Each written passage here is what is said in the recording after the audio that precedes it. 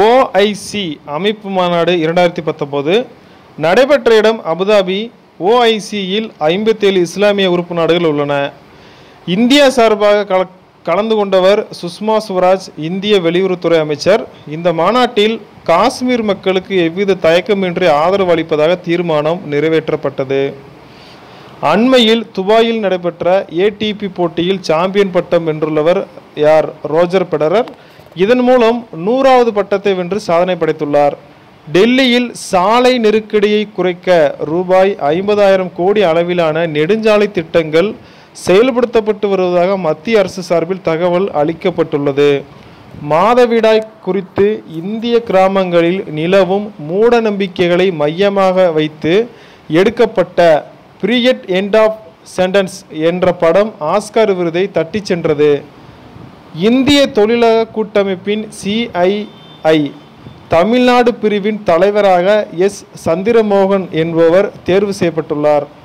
நடப்பு நிதியாண்டில் நாட்டின் ஒட்டுமொத்த உள்நாட்டு உற்பத்தி அதாவது ஜிடிபி வளர்ச்சி 7% என திருத்தப்பட்ட மதிப்பீட்டில் தெரிவிக்கப்பட்டுள்ளது. மத்திய புள்ளியியல் அலுவலகம் சிஎஸ்ஓ ஜிடிபி கணிப்பை 7.2%லிருந்து 7% குறைத்துள்ளது. இது நான் ஏற்கனவே நம்ம போட்ட இதுக்கு முன்னாடி பார்த்த அந்த மாதிரி தேர்வுகள்லாம் இதை நான் போட்டிருக்கிறேன். மத்திய புள்ளியியல் அலுவலகம் எவ்வளோ சதவீதம் நடப்பு நிதியாண்டில் பார்த்தீங்கன்னா உள்நாட்டு உற்பத்தி ஜிடிபி சொல்லிக்கிறான்னு சொல்லிட்டு 7.2%. ஆனால் அவங்க ஃபஸ்ட்டு 7.2ன்னு சொல்லியிருந்தாங்க ஸ்டார்டிங் டைமில். இப்போ மறுபடியும் என்ன பண்ணிக்கிறாங்கன்னா அதவே திருத்தி 7% மாற்றிருக்காங்க. சரிங்களா? அதனால் 7% தான் ஆன்சரு. ஸோ அதனால் இது ரொம்ப கவனமாக பார்த்துக்கோங்க. அதுக்கடுத்து கர்ப்பிணிகளுக்கு தாய் சேய் நலப்பெட்டகம் வழங்கும் திட்டம் உள்பட பல்வேறு சுகாதார நலத்திட்டங்களை தமிழக முதல்வர் தொடங்கி வைத்தார். உலக வனவிலங்கு நாள் அதாவது மார்ச் 3 முன்னிட்டு வண்டலூர் உயிரியல் பூங்காவில் வங்கப்புலிகள் ஆதித்யா மற்றும் ஆர்த்தியை நடிகர் விஜய் சேதுபதி தத்தெடுத்தார். அதிக வரிகளை விதிக்கும் நாடாக இந்தியா திகழ்கிறது எனவும் இந்திய தயாரிப்பு பொருட்கள் மீது கூடுதல் வரியை விதிக்கப் போகிறேன் என அமெரிக்க அதிபர் ட்ரம்ப் தெரிவித்துள்ளார். வங்கி கணக்கு தொடங்கவும் புதிய சிம் கார்டுகளை வாங்கவும் சுய விருப்பத்தின் அடிப்படையில் ஆதாரை அடையாள ஆவணமாக பயன்படுத்தும் வகையில் கொண்டு வரப்பட்ட அவசர சட்டத்துக்கு குடியரசுத் தலைவர் ராம்நாத் கோவிந்த் ஒப்புதல் அளித்துள்ளார்.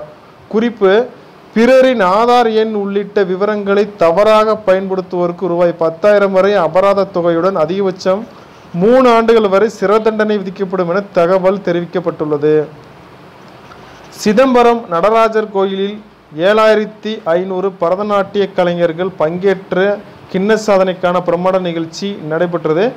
தின மணியில் 7,500 போட்டிருந்தாங்க, தி இந்துல 7,150 மாதிரி போட்டிருந்தாங்க.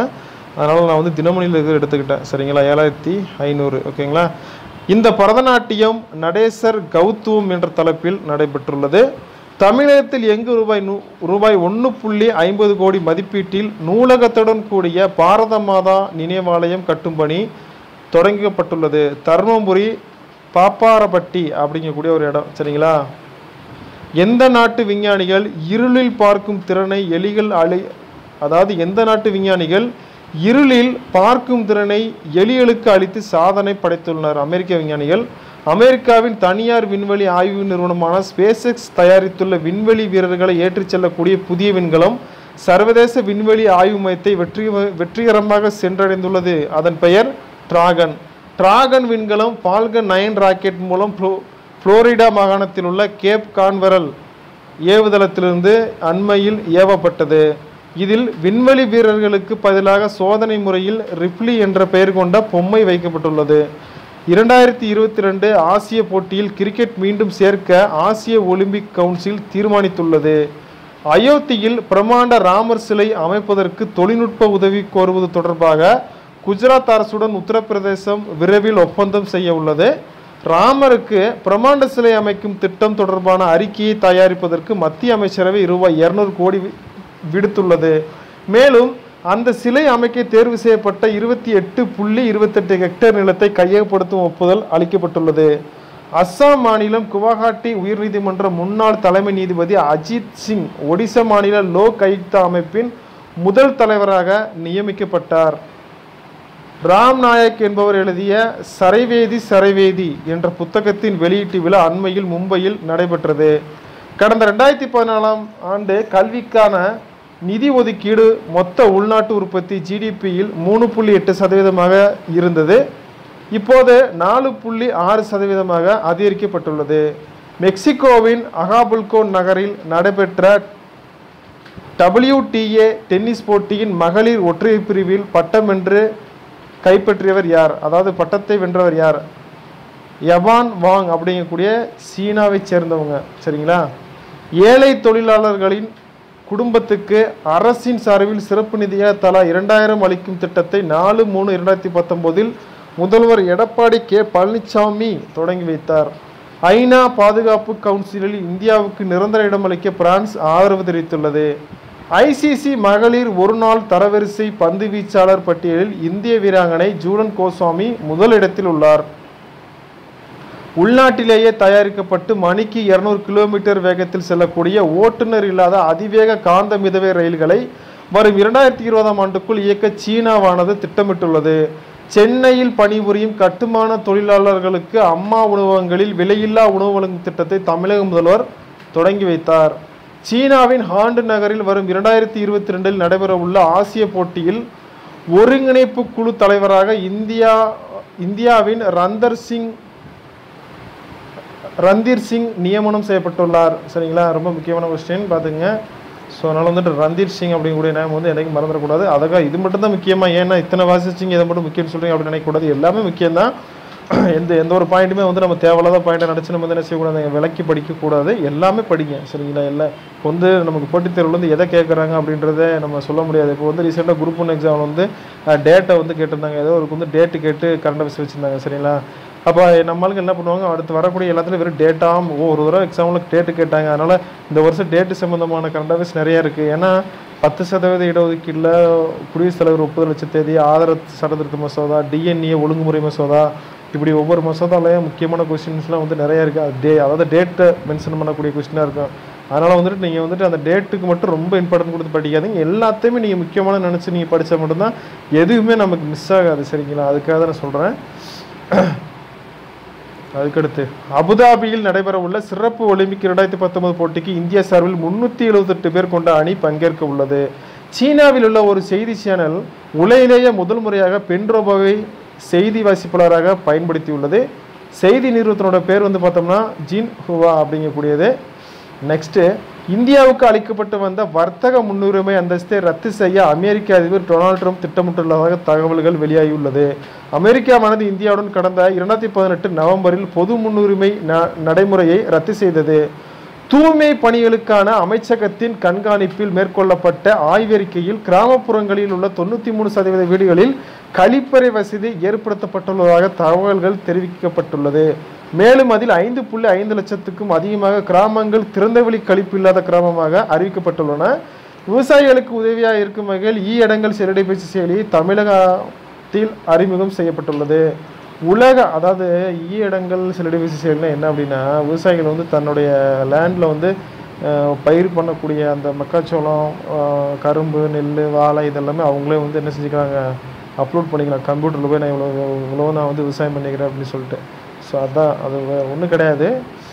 இது வந்து அது எப்படின்னா, அது இந்தியாவில் எந்த மாநிலம் வந்து விவசாயிகளுக்கு பயன்படும் வகையில் செல்லிடைபேசி செயலி அப்படிங்கிற ஒரு செயலியை வந்து அறிமுகம் பண்ணாங்க அப்படின்னு சொல்லிட்டு கேட்பாங்க. அவ்வளோதான். தமிழ்நாடை பொறுத்தளவுக்கும் சரி, மற்றது பக்கம் சரி, செயலிகள் இப்போ வந்து முன்ன மாதிரிலாம் நிறையாவே ஆப்ஸ் வந்து கொண்டு வந்துட்டாங்க. இது வரைக்கும் செயலியில் வச்சு எனக்கு தெரிஞ்சு எந்த ஒரு கரண்ட் கொஸ்டின் கேட்ட மாதிரி எக்ஸாம்பிள் தெரில. ஸோ அதனால் இனி வரும் கணக்கெல்லாம் கேட்கலாம், பொறுத்துக்களை வச்சு கூட கேட்கலாம். அதனால் வந்துட்டு பார்த்துக்கோங்க. உலக அளவில் பாதுகாப்புத்துறைக்கு அதிகம் செலவிடுவதில் 2வது இடத்தில் உள்ள சீனா இந்த ஆண்டு பட்ஜெட்டில் அந்த துறைக்கு ரூபாய் 12.51 லட்சம் கோடி நிதி ஒதுக்கீடு செய்துள்ளது. இது இந்தியாவை விட 3 மடங்கு அதிகம். நாடு முழுவதும் ஜனவரி மாதம் தேயிலை உற்பத்தி வீழ்ச்சி அடைந்துள்ளது. ஜனவரி மாதம் தேயிலை உற்பத்தி 13.96 மில்லியன் கிலோவாக இருந்தது. பிபா மகளிர் உலகக்கோப்பை 2019 கால்பந்து போட்டியில் வீடியோ உதவி நடுவர் தொழில்நுட்பம் வார் பயன்படுத்த தீர்மானிக்கப்பட்டுள்ளது. குறிப்பு: வார் என்பது ஒரு தொழில்நுட்பமாகும்.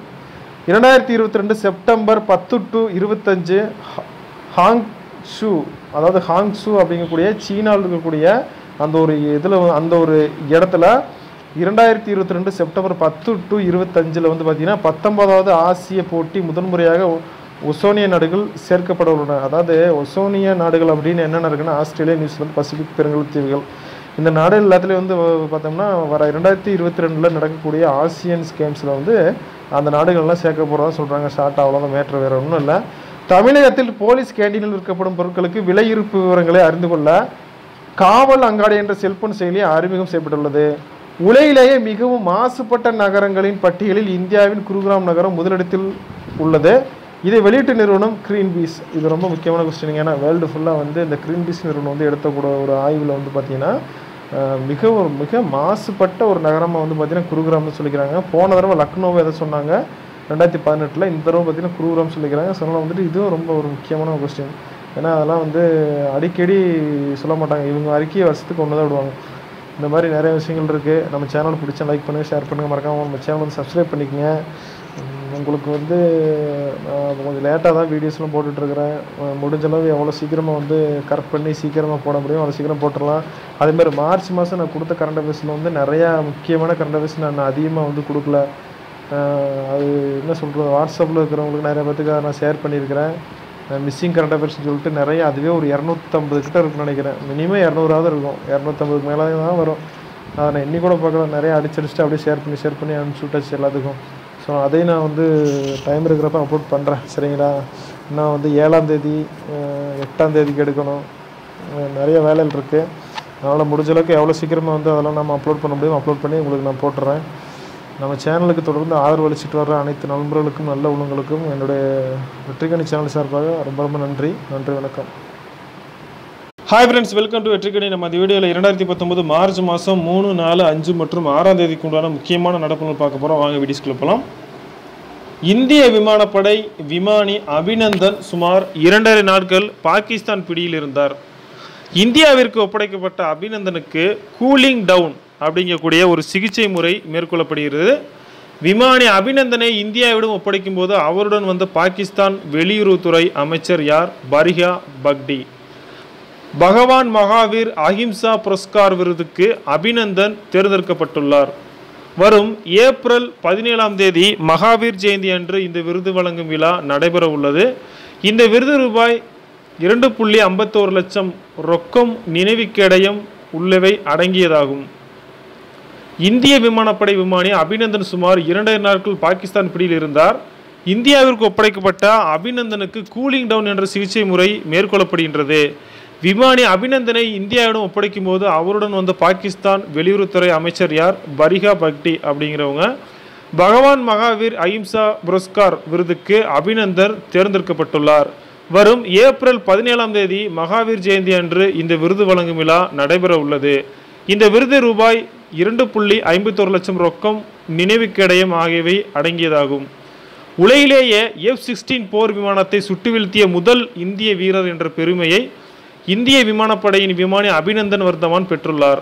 அபிநந்தன் வீம்பல் R-73 என்ற நவீன ஏவுகணையை பயன்படுத்தி பாகிஸ்தானின் F-16 போர் விமானத்தை வீழ்த்தியுள்ளார். பாகிஸ்தானின் போர் விமானத்தை அவர் இடைமறித்த இடம் ராஜௌரி வான்பகுதி, ஜம்மு காஷ்மீர். சென்னை இணைப்பு பெட்டி தொழிற்சாலையில் ICF நிகழ் நிதியாண்டில், அதாவது 2018 to 2019 பிப்ரவரி வரையிலான காலத்தில் 2919 ரயில் பெட்டிகள் தயாரித்து சாதனை படைத்துள்ளது. தமிழகத்தில் எங்கு 1.37 கோடி மதிப்பில் பொலிவுறு நகர திட்டத்தின் கீழ் மாற்றுத்திறனாளிகளுக்கான உணர்வு பூங்கா அமைக்கப்பட்டுள்ளது. தேனாம்பேட்டை, சென்னை. மாணவர்களின் தொழில்நுட்ப அறிவு மற்றும் திறனை பயன்படுத்தி தொழில் சார்ந்த சவால்களுக்கு புதுமையான தீர்வுகளை காணும் வகையில் ஸ்மார்ட் இந்தியா ஹேக்கத்தான் 2019 மென்பொருள் போட்டி திருச்சி, NIT உள்பட நாடு முழுவதும் 48 மையங்களில் நடத்தப்படுகின்றது. புதுவை சட்டப்பேரவையில் ரூபாய் 2703 கோடியில் இடைக்கால நிதிநிலை அறிக்கை தாக்கல் செய்யப்பட்டுள்ளது. வரும் 2023க்குள் தமிழகம் குடிசை இல்லாத மாநிலமாக மாறும் என்று தமிழக அரசின் சார்பில் தகவல் அளிக்கப்பட்டுள்ளது. ஏப்ரல் 2019 to மார்ச் 2020 காலகட்டத்தை கட்டுமான தொழில்நுட்ப ஆண்டாக கடைபிடிக்க வேண்டும் என்று பிரதமர் மோடி கூறியுள்ளார். வீடு கட்டுமானம் தொடர்பான புத்தாக்க சிந்தனைகள், மாற்று தொழில்நுட்பங்கள் போன்றவற்றை அனைத்து தரப்பினரும் பகிர்ந்து கொள்வதற்கான GHTC இந்தியா என்ற செயலியை பிரதமர் மோடி அறிமுகம் செய்துள்ளார். 4 வங்கிகளுக்கு ரிசர்வ் வங்கியானது வங்கிகளின் தகவல் பரிமாற்ற அமைப்பான ஸ்விஃப்ட் தொடர்பான கட்டுப்பாடுகளை வலுப்படுத்தவும் அதை உரிய காலகட்டத்தில் அமல்படுத்தவும் வழங்கிய அறிவுறுத்தலை செயல்படுத்துவதில் தாமதம் ஏற்பட்டதற்காக அபராதம் விதித்துள்ளது. ஃபர்ஸ்ட் பார்த்தோம் அப்படின்னா யூனியன் வங்கிக்கு 3 கோடியும் தேனா வங்கிக்கு 2 கோடி, ஐடிபிஐ மற்றும் பாரத் ஸ்டேட் வங்கிக்கு 1 கோடியும் அபராதம் விதித்துள்ளது. குறிப்பு: ஸ்விஃப்ட் என்பது சர்வதேச அளவில் வங்கி நடைமுறைகள் தொடர்பான தகவல்கள் மற்றும் அறிவுறுத்தல்களை தங்களுக்குள்ளாக பாதுகாப்பாக பகிர்ந்து கொள்ள வங்கிகள் பயன்படுத்தும் மின்னணு தகவல் பரிமாற்ற முறையாகும்.